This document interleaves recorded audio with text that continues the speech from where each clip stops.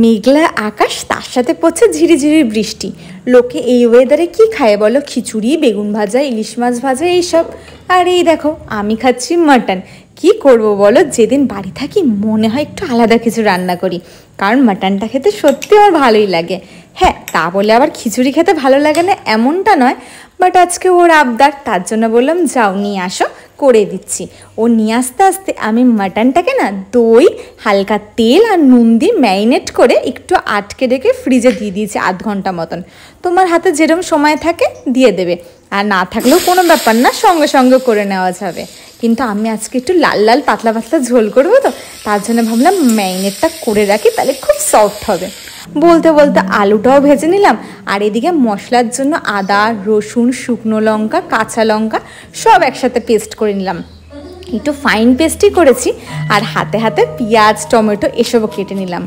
এমনিতে যেন রান্না করতে ভালোই বাসি, ছোটো থেকেই ভালোবাসি, কোনোদিনও খারাপ লাগতো না। বাট হ্যাঁ, ওই বাড়ি থাকতে কোনোদিনও মা করতে দেয়নি, আর এই বাড়ি এসে এখনও অবধি আমি সেইভাবে পুরোপুরি করার সময় পাই না। আর যেদিন করি সেই দিন ভিডিও করার সময় পাই না। অফিসের কাজের মাঝখানে না আর পার্সোনাল লাইফটা ব্যালেন্স করতে সত্যি একটু কষ্ট হয়।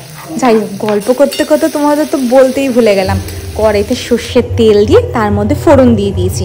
আর এদিকে পেঁয়াজটা ভাজা ভাজা হতে হতেই আমি ভাবলাম ফ্রিজ থেকে মাটনটা বের করে আনি।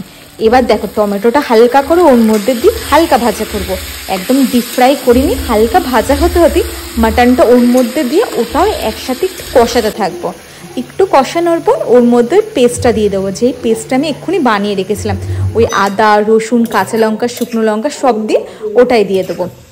বা সবটা ভালো করে কষাতে কষাতে ভাবলাম যাই চালটা ধুয়ে রেখে দিই।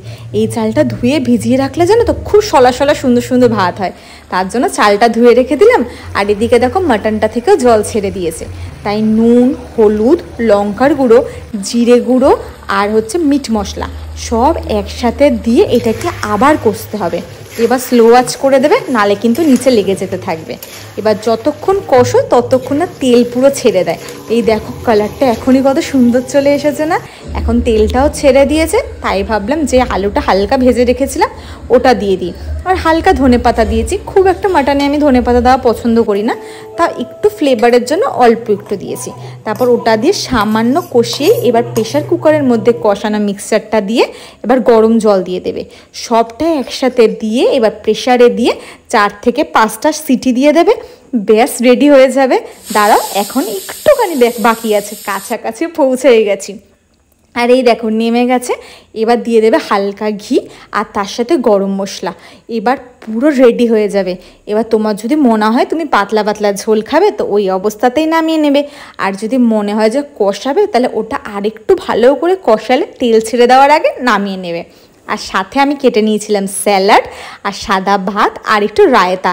এই রায়তাটা আমি বেশ ভালো বানাই, অবশ্য রায়তা বানানো খুব একটা বড় কাজ না, তাই হোক একদিন দেখাবোক্ষণ। আর এই দেখো এত গরম কিন্তু মাংস আর আলু দেখো কত সুন্দর সফট হয়েছে। তো এই দিয়ে আজকে আমরা দুপুরের লাঞ্চ দুজনে মিলে খেলাম।